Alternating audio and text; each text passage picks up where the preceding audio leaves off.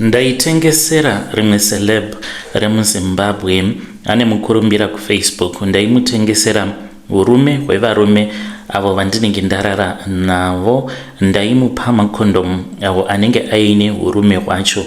Iye aizoenda obva achizonoisa muhari iyoyo aiti ihari inogara imwe foni iyo yaakashandisa kugadzira akaunti yake yekuFacebook ine mafollowers ake.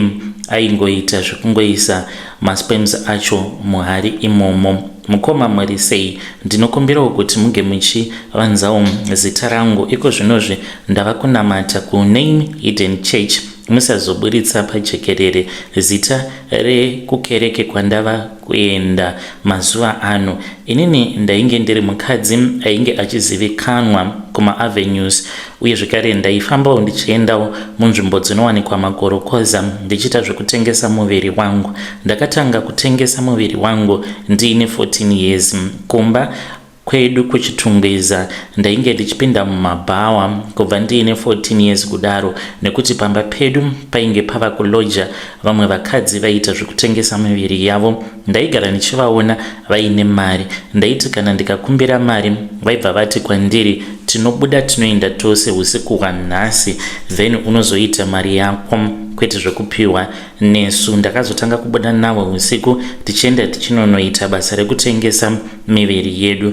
Kusvika ndazodzingwa pamba. Ndadzingwa pamba ndakatanga kuwirirana nevamwe vakadzi zvekare avo vainge vasingatengesi miviri yavo mumabhawa mamwe aya echinzara. Ndikatanga kuzotengesa kumaAvenues. Makore acho iwawo kumaAvenues kwainge kuchingowanikwa vasikana vanenge vakanaka chete, ndokwainge kwatova kubasa. Saka ndakazoitawo mwana wandisingazivi kuti baba vake ndiani. Mwana wangu uyu musikana, nekuti ndainge ndichirara nevarume vakawanda panguva imwe chete, ndaingovimba nejadhal randainge ndakaiswa ndisingazivi kuti nhumbu inokwanisa kutobata. Saka vamwe varume vaiuya kwandiri vaibhadhara mari dzekuti tinge tichirara tose pasina kushandisirana makondomu. Vamwe ndo vaingobhadhara normal mari yekuti tinorara tose tichishandisirana makondomu. Saka ndichazivi kuti pavarume avo vakandibhadhara mwedzi wacho nhumbu payakabata vainge vari vangani, because ndainge ndiine macustomers akawanda. Saka ndine varume vakawanda vandinofungidzira, vamwe vakasoshaika kudhara. Saka upenyu hwekurarama uchiita zvekutengesa muviri wako unosangana nezvinhu zvakasiyana-siyana, asi izvi zvakazoitika kwandiri mainge muri muna 2024 zvazondisvitsa pari nhasi kuti ndinge ndichizotaura nemi. Musi uyu ndakanga ndakamira pedyo na5 Avenue, wainge uri usiku nearly midnight. Ndopandakabva ndachizoona imwe motikari yakauya ikamira. Motikari iyi mukoma yainge iri Benz. Mainge muine murume ainge arimo mukati. Murume uyu ainge akapfeka mask, uye zvekare ainge akapfeka rimwe ziheti sere kwaUndertaker asingadi kuonekwa chiso chake. Saka akabva andiudza kuti ainge achida kuti ndinge ndichipinda mumotikari. Ndikati ndinotya kupinda mumotikari.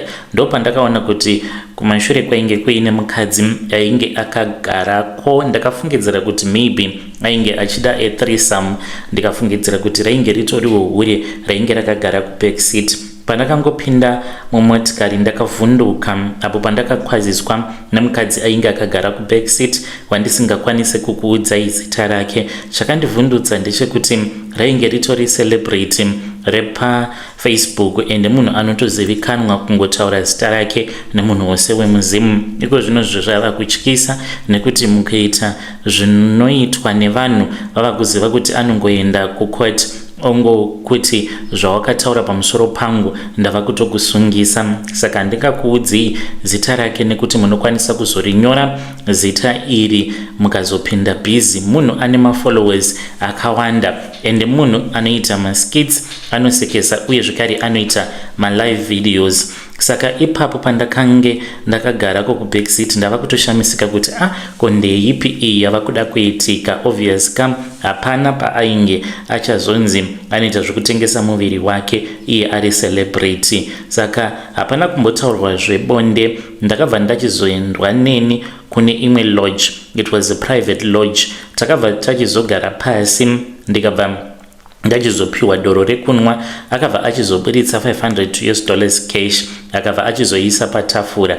Akabva ati kwandiri, ini handina kuuya newe kuno kuti uyo ange achizorara neni. Akange achinongedzera kune murume uya ainge achiri akapfeka mask neziheti rake, asi ndikuda kuti iwewe unge uchizova supplier wangu. Ndakati supplier. Ndikamubvunza kuti munosupplier chii? Akatura befu akati kwandiri, ndiri kuda hurume hwevarume avo vaunenge uchirara navo. Kana zvakakwidza unondipa at least makondom 4-5 kana kuti 6 pazuva aunenge washandisa nevarume avo vaunenge warara navo. Usarasa, unofanira kungosunga kondomu racho ochengeta mune rimwe bhegi randichakupa. Ndinenge ndichiuya kuzozvitora zvinhu izvi kana kuri kunzi unenge wava neandinenge ndichida kana akwana.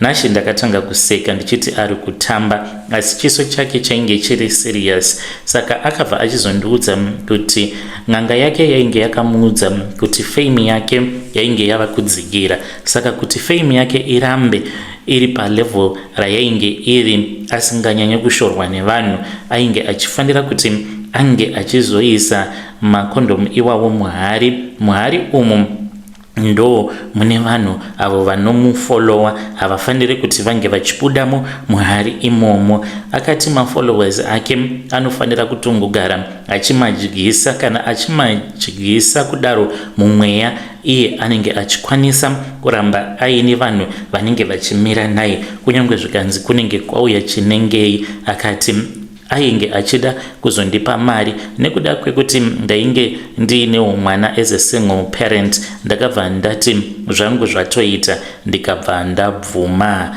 Kubva musi iwoyo upenyu hwangu hwakazova horror movie. Pandairara nemurume akapfeka kondomu, murume iyeye kana apedza ava kuenda, inini ndaibva ndatora kondomu riya ndobva ndasunga, ndobva ndaita sekunge ndikuda kurasa, asi ndaibva ndachizoisa mune kamwe kahandbag ako kandainge ndakapiwa kandaienda nako kubasa.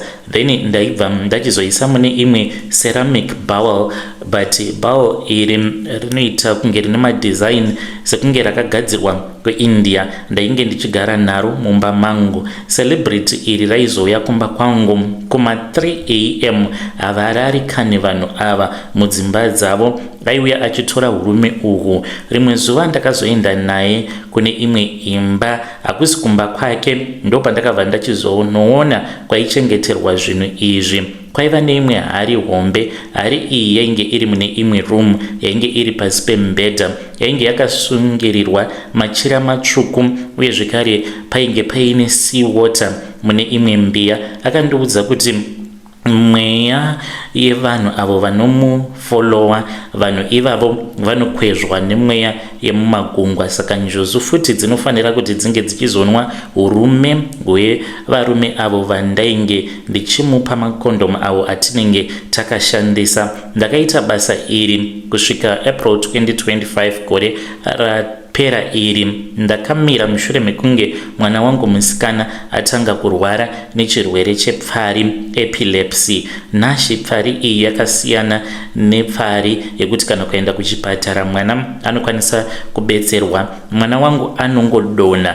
Panguva iyi mwana uyu anenge achibuda furo rewhite mumuromo make, maziso ake anenge achibuda kunze. Anozotanga kutaura sekunge itori njuzu, kana zvaanenge achiita kuzvongonyoka pafloor unototi injuzu. Saka imwe n'anga uko kwandakaenda kwairi, n'anga iyi yakandiudza pachena kuti mwana wako ari kurohwa nemweya yevarume avo vamwe vakafa mushure mekunge watora urume hwavo ukapa celebrity rako. Mweya iyoyo haina kwayava kukwanisa kuenda iri kungoramba ichingodzungaira nekuda kwezvakaitwa neurume hwavo. Saka vari kubva vachizodzoka vobva vachizonogara pamwana wako kuti iwewo unge uchifamba. Zvino sekuru ava vekundibatsira vakazongoenda kuMozambique, havana kuzodzoka kunoku kuZimbabwe. Kubva muna April ndakamira kupa celebrity iri Nashi. Celebrity iroro rakatombondityidzira kuti kana ukangotaura ndichakupengesera mwana wako kana kufa. Iniwo wacho zviri kutondishungurudza nekuda kwekuti iye zvino mwana wangu haasi kuenda kuchikoro. Ndakatombomira kuita zvokutengesa muviri wangu ende ndinotya kana kutaura zita rake because munhu uyu ane vanhu vakawanda vaanoshandisa kuchikidzira vanhu. Ndiri kukumbirawo rubetsero kubva kune munhu anogona kundibatsira, prophet kana ng'anga, munhu anoona spiritually kuti abatsire mwanasikana wangu. Ini ndiri kutochema mukomanaShe nekuti kana mwana uyu kana akasabatsirwa ndichiri mupenyu hakuna anokwanisa kuzomubatsira, because as for my mom, she disowned me nekuti ndakazotanga kuita zvekutengesa muviri wangu. Ndinotomboti kana ndikasangana nezvemaskitsi zvinoitwa nevanhu paFacebook ndinongonzwa kurwadziwa ndichiziva kuti vanhu vanoita mari nenzira dzakasiyana, uye zvekare ndinorwadziwa kuti munhu ari kudya hake mari nekuda kweupenyu hwemwana wangu uyo pari zvino akanzi ndiye yatova imba yemhepo idzo dzevarume vakashayika vane urume hwakanoiswa muhari. Yo vedare ndo message iyo yandakatumidzirwa ichibva kuna vanzvadzi vedu. Zvakangooma hazvo vedu we nyaya dzehari idzi dzinototyisa. Havasirivo vekutanga vanzvadzi ava kutaura nyaya iyoyo yekuti hari mafollowers. Ngatitaurei navo mucomment section. Rekidzai tibva taenda panyedu inotevera.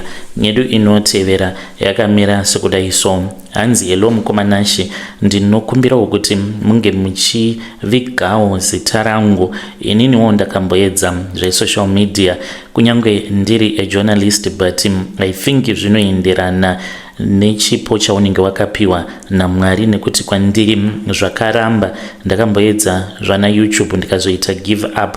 Nyaya yandiunza pano ndeyekuti ndakapiwa $25,000 neumwe mukadzi wevamwe prophet, asi handina kana chandakaita nemari iyoyo, zvekuti kana ndikataura nyaya iyi mukoma ndinonzwa mwoyo wangu uchirwadza. Inini ndiri mutapi wenhau, uye zvekare mainge muri mugore ra2024 ndakawana nyaya sup, nyaya yandaiziva kuti yainge ichazoita kuti tinge tichitrenda.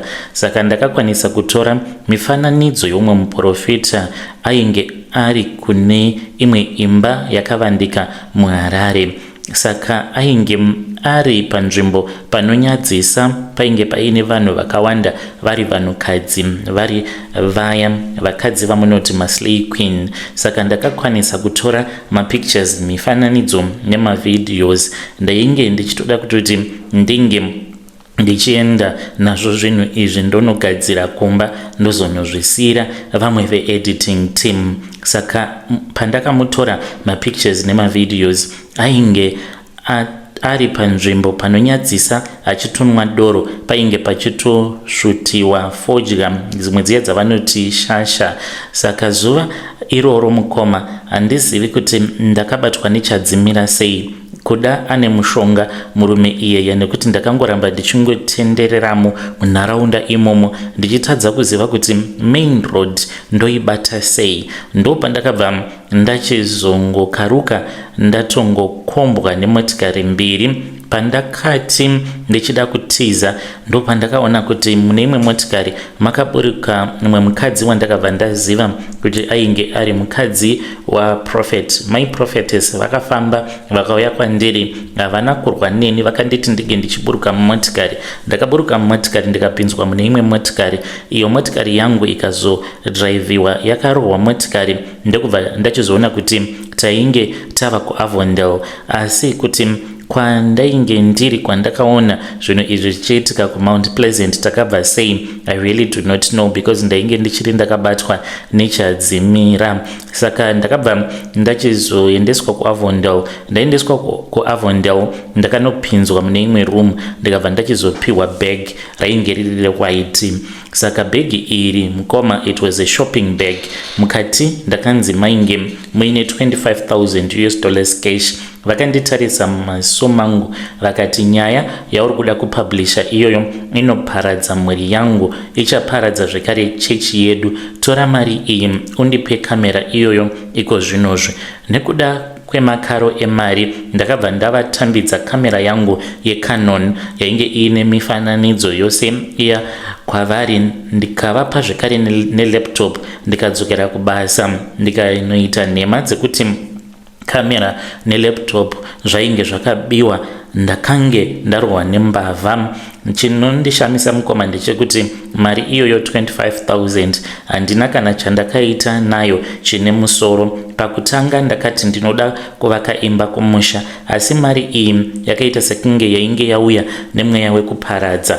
Ndakatanga kuitapudza ndichidanana nevakadzi vakasiyana siyana. Vakadzi vakauya kwandiri panguva iyoyo vainge vari top class, vakadzi vainge vari veklasi yepamusoro, zvekuti kuti ndinge ndichiramba zvainge zvisingaite. Vaitondinyenga apa ndiri munhu anonwawo doro. Ndainge ndava kutenga doro rinodhura mumaclubs emuHarare uko kunonzi kumaVIP. Ndainge ndichishandisa mari iyi zvisina kana njere. Ndakange ndava kungokanda mari dzakawanda projects ekupenga. Ndakatenga huku dzinokwana 2,000. Huku idzi dzakafa, hapana kana profit yatakabuda nayo nemudzimai. Pasina mwedzi mitanhatu mari yose yainge yapera, ndikasara ndisina kana senti. Iko zvino zvindinotambura mukomanashi. Prophet ava ivo zvavo ndinovaona vachiri kungoenderera mberi nebasa ravo rekuparidza, but ndava kuziva manje kuti vanhu vazhinji vatinoti vanhu vaMwari havasitombori vanhu vaMwari. Chinondinetsa ndechekuti kusei ndakatadza kubudamo munharaunda imomo mandainge ndiri, kumba kwandakavaona vari kuMount Pleasant vachinwa doro vachifara. Ndiyo confession yandiunza pano. Vedare ndo message iyo yandakatumidzirwa ichibva kuna mukoma vedu. Ngatitaurei navo mukoma vedu ava mucomment section. Kutenga huku 2,000, huku idzodzo hanzi dzakapera kufa, hatina kana kumboita profit. Hanzi ndaikuita maziproject ivo vanhukadzi kuti ndoda kuvaka musha, hapana kana hanzi chandakaita $25,000. Zvakangooma hazvo vedu we yo pakaipa. Rekedzai tibva taenda panyedu inotevera. Nyedu inotevera yakamira sekudai so. Hanzi muri sei mukomanashi? Ininiwo ndiri mupurisa.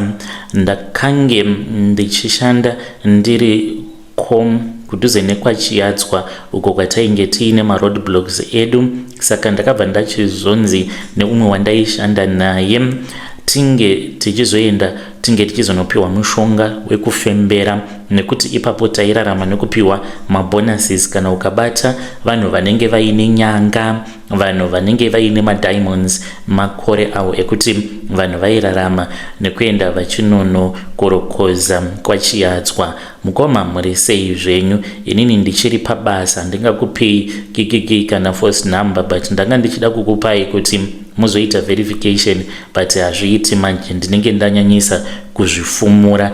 Upfumi hwandiinahwo vanhu vanofungidzira kuti ndewe kushanda nesimba kana kuti corruption, asi ini ndainge ndiine mishonga yandaishandisa. Mari dzose dzandakazotanga nadzo mabusiness, kutenga motikari dzemishika, ndipo pandakazosimukirawo ipapo ndikatanga kutenga makombi. Iko zvinozvi ndakazotengawo truck, ndine mabhazi zvekare anoenda kuBulawayo, yeti ndiri mupurisa. Asi mari dzangu idzi kwadzakabva dzinototyisa kana kutaura nezvadzo kana kudya mari yacho. Dzimwe nguva ndinonzwa kutya. ndakaberekerwa kuGokwe. Kumusha kwedu takakura tiri vanhu vainge vachitambura uye zvekare tairarama nekurima cotton. Ndakakura ndiri mwana anoteerera. Ndakazopinda mupolice force mainge muri mugore ra2008. Gore iroro rainge rakaoma muZimbabwe. Mari vanhu vainge vasina, ende dzimba dzose ndingangoti imba yoga yoga yainge ine nzara. Saka tichangopedza kudeport ndakabva ndatumidzirwa kwaMutare. Ndiyo nguva yeDiamond Era kwachiyadzwa. Panguva iyoyo mapurisa ose, mupurisa wega wega aishuvira kuti ange achiendeswa kwaMutare nekuti waiziva kuti upfumi wainge huriko ikoko kwaMutare. Saka pandakasvika kwaMutare ngoma ndakaona kuti mamwe mapurisa avo andainge ndichazoshandidzana nawo vainge vachirarama upenyu hwehumbozha. Maofisa avo andainge ndava kushanda nawo vaitenga motikari dzekuti mashefu emuHarare vainge vasingatoafodi kutenga motikari idzodzo kana dzimba dzavaivaka mari yemasalari isati yatombobuda. Mumwe wevashandi uyo ainge achishanda neni, he was a senior officer, aiva nemwoyo wakanaka. Akabva achizonditi nerimwe zuva tainge tigere zvedu, tainge titori paroadblock. Saka isuwo taingoraramawo nekupiwawo madola, ma$5 tichingowanawo zvimari zvishoma. Akabva ati kwandiri zvandainge ndichiita zvaikwanisa kuzondidzingisa basa. Akati kwandiri iye ainge aine rimwe bangle rakagadzirwa netsanga iro raaishandisa. Saka bangle iri akandiudza iye achiti, munin'ina, roadblock idzi dzatinoita hadzisi dzekungoongorora malicense chete. Ini ndine bangle iro rinondiudza kuti ndeipi motikari inenge iine madiamond kana kuti nyanga dzezvipembere. Akati bangle rake iroro rainge riine mishonga mukati. Saka akati pose apo paaibata vanhu avo vanenge vaine nyanga dzezvipembere aibva achizowana mari yakawanda. Vamwe ndo vaizotya kuti vaizosungwa vomupa mari yakawanda. You can imagine kuti panenge pachinzi panenge paine nyanga dzechipembere dzinenge dzabatwa, munhu anobuditsa mari yakawanda sei. Saka ndikangoti ndokutanga kwazvo, because ndakabva ndachizoenda naye kumusha kwavo. Ndaenda naye kumusha kwavo ndakabva ndachizonopiwawo bengo rangu randakapiwa, ndokubva ndachizotangawo kubata vanhu avo vanenge vaine zvinhu zvinenge zvisingatenderwe. Zvaiitika ndaiti kana ndikamisa motikari iyoyo yandinenge ndamisa, kana kuri kunzi munenge muine nyanga dzezvipembere kana kuti madiamonds, ndainzwa ndichiswinyiwa paruoko rwangu uye zvekare ndichifambwa muruoko rwangu. Ndaibva ndatoziva kuti munhu iyeye anenge aine zvinhu zvinenge zvisingatendedzwi. Kazhinji ndaitoziva kutoti it's either vanenge vaviga madiamonds kuinjini kana kuti mumaspare wheel, and dzimwe nguva ndaitofembera kutoona motikari inenge ichiri kure neparoadblock kuti pane motikari yakati yered kana kuti yewhite nemodel yacho, uye zvekare ndichitoona kutoti madiamonds vanenge vamaviga pakati. Ende vaizoti vanhu vaya kana vasvika nemotikari yavo, ndaiti kana ndikaimisa ndaingononanga straight panenge paine madiamonds. Dzimwe nguva ndaingoita sekunge ndiri kutaura navo nyaya, ndotovaudza kuti varume, mune madiamonds amuinawo avo amakaisa muspare wheel, saka ndikuda kuti tinge tichitongotaurirana, motongondipa mari. Ndakavaka dzimba, ndikatenga truck, upenyu hwangu hukachinja. Nguva yakati yafamba ndakabva ndachizotamiswa ndikabviswa kwaMutare ndikadzoka kuHarare. Ndakafungidzira kuti sezvo ndainge ndava muHarare, izvo zvekuti ndinoswera ndichishandisa ichocho chibangle zvainge zvisisina basa. Ndokubva ndaregedza, ndakatora katsanga kaya ndikaenda ndikanokakanda kurwizi. Kainge katoomarara panguva yacho, because pandainge ndiri kwaMutare kaigara kari green nguva dzose. Ndakaenda kurwizi rwaManyame muna 2017 ndichiti ndava munhu mutsva, ndokubva ndanorasa. Asi mishonga iyi mukomanashi yandakatora ndakange ndisingazivi kuti inofanira kuti inge ichinodzoserwa Kubva ipapo muna 2017 ndakatanga kurota hope dzinotyisa. Iniwo ndakangozvitorawo simple. Murume uyu akandibatsira kuti ndinge ndichiwana katsanga aka. Iye akazosvika pakufa mushure mekunge mudzimai wake aita accident, akaitirwa a go back to sender. Saka ndinomurota anouya kwandiri anenge aine banga raanenge ainaro, iro raanenge achiti anenge achida kuti ndinge ndichiritora kubva mumaoko ake. Anenge achiti ari kuda kuti ndinge ndichiuraya mudzimai wangu. Kubva ipapo mukoma ndinongogara ndichingomurota, but ndainge ndisingamuroti each and every day. Kubva muna January gore rapera zvinhu zvakanyanyisa. Mudzimai wangu iye ari kutiwo ari kurota murume anenge akapfeka uniform yechipurisa, hanzi anenge akamuisa ngetani mumutsipa make usiku hwega hwega. Ininiwo ndinomuka usiku ndakabata banga, ndakamira pamukova webedroom ndichishaya kuti ndinenge ndaenda kukitchen nguvai, uye zvekare banga iri ndinenge ndaritora nguvai. Pfuma yandakawana kuburikidza nebhengoria yava kuda ropa remunhu wandinoda. Nditori mupurisa anotozivikanwa, asi ndinoti ndikafunga nezvayo nyaya iyi mwoyo wangu unoenda kure. Ndoenda here kun'anga kuti ndinge ndichinobetserwa, because zvaizvezvi ndainge ndakazviudza kuti handichadi kuenda kun'anga, but apa ndipo pandiri. Ndipewo zano mukoma nemhuri yose yeZimbabwe. Mari yandakapiwa netsanga yava kuda kundidyira mhuri yangu. Ndinotya kuti kana ndikangogara ndangotendedza chibhengo ichi kuti chinge chichindidyira mukadzi wangu, the next thing chinenge chava kuda kundidyira futi vana vangu. Ndinenge ndiri mucomment section. Hey, vedare ndo message iyo yandakatumidzirwa ichibva kuna mukoma vedu avo vari kuti ivo mupurisa ngatitaurei navo mucomment section. Zvakangooma azvo vedu we. Yai ndo anonzi mawani chaiwo. Hanzi chitsanga chacho vakanochirasa kuna Manyame muna 2017. Yo zvakaoma. Vakarombera mabonuses ekubasa vari mupurisa nekupiwa zvokukomo homwe mari yakawanda. Regedzai tibva taenda panyedu inotevera.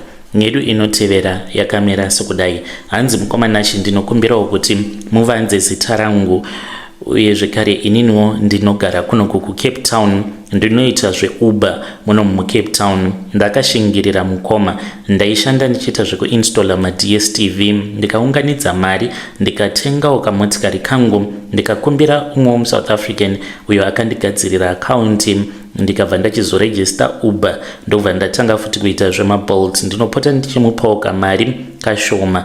Inini shungu dzangu dzainge dziri dzekuti ndinofanira kuchinja upenyu hwangu, because ndini breadwinner kumusha. Asiko zvinozvi I have made a vow to myself kuti handichambofi ndakaita shamwari yepedyo ari munhu wekuZimbabwe zvekare, kwete nekuti ndinovenga vanhu vekumba kwedu, asi nekuti ndakaona kuti munhu mutema haisi hama yako. Inini basa rangu iri randinoshanda muno muCape Town ndarishanda kwemakore akawanda. Ndine shamwari yandainge ndichivimba nayo, ngatiti zita rake ndiTinashe, not real name. Tinashe uyu takakura tose kuchitungwiza, tikadzidza tose, tikazouya muno muSouth Africa tichibatsirana, taidya tose, tichishanda tose. Ndakatomubatsirawo kumutsvakira motikari yemaUber, saka ndaitoti is a brother from another mother. Saka zvakazoitika mukoma ndezvekudai iro rinogore ndakange ndakatomira pane imwe petrol station muSea Point zvangu ndakatomirira maorders. Mumwe mukomana wechicolored wendinozivana naye pabasa is another driver akauya kwandiri. He was very sad. Akabva achizonditora parutivi akati, my friend, listen to me carefully. Do you know kuti iye Tinashe, I was at the tavern yesterday. I overheard him talking to some dangerous guys from the Cape Flats. Ndikati indava.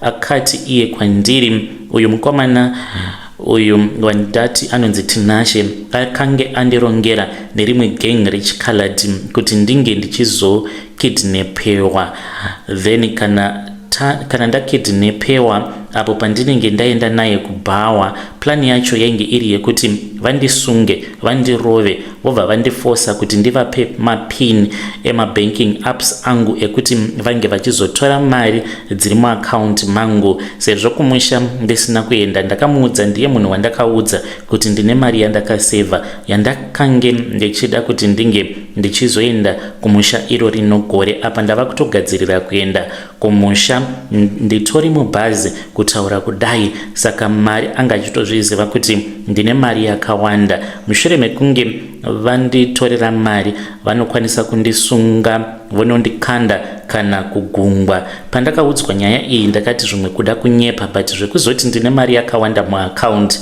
angazozviziva sei munhu uyu iye ari mucolored. Saka ndakabatikana, ndakatomupawo mari, ndikatomudirira full tank, ndikati thank you very much, ndikamutengera doro zvekare. Kubva pari zvino ndakabva ndatozviudza kuti handichadi kuwirirana zvekare nemuZimbabwean. Ende muZimbabwean kana ukawirirana naye anokuwisidzira muvhu unozveisa munjodzi nekuwirirana nevanhu vekumusha. Hakusi kunzi ndakavenga, kwete, asi kana mukaposta muzondizivisa, ndichange ndiri mucomment section. Network chete ndo inokwanisa kuzonetsa, asi munondipa link. Vedare ndo message iyo yandakatumidzirwa ichibva kuna mukoma vedu. Zvakangooma hazvo vedu, kana masvika kumusha safely multiple update. Ndichakutumidzirai link zvekare kuFacebook mukwanise kuteerera iyi episode. Strange things they do happen in this world. Zvakaoma.